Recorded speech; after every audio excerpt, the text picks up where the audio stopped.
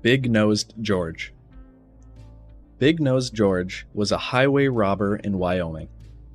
Following the events of a failed train robbery, police had tracked down and attempted to bring him to justice. The police had walked straight into an ambush and were both killed by George and his crew. This caused police to become outraged, offering a $10,000 bounty, which quickly doubled to $20,000 for the apprehension of the murderers. George would disappear for a few months, only to reappear at the site of a military convoy trekking across Milestown.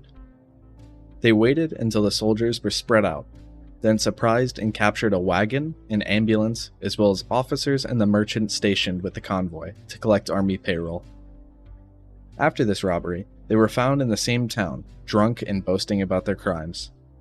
George was taken back to Wyoming to face trial. During his imprisonment, he had attempted to break out, filing down his cuffs and beating the guard before the guard's wife forced him back into his cell at gunpoint. News had spread of this escape attempt, and soon masked men burst into the prison, holding the jailer at gunpoint before releasing George into the angry mob outside.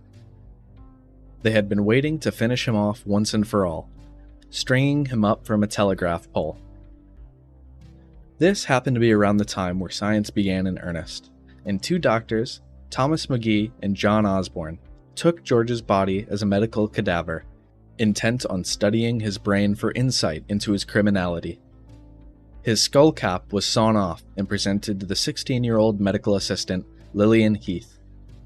She would be the first female doctor of Wyoming and had used his skull as an ashtray, pen holder, and doorstop. They had taken a death mask of his face and skinned his thighs and chest, which were later made into a pair of shoes and medical bag. Osborne later wore these shoes to his inaugural ball after his election as the first Democratic governor in Wyoming. The rest of his body was stored in a whiskey barrel in a salt solution before being buried behind McGee's office. All of this was forgotten about until 70 years later, when construction workers found the whiskey barrel with bones in the shoes in 1950.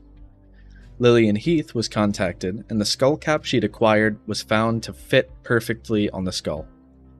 Some of his remains are on display at the Carbon County Museum, including the shoes, skull, and death mask.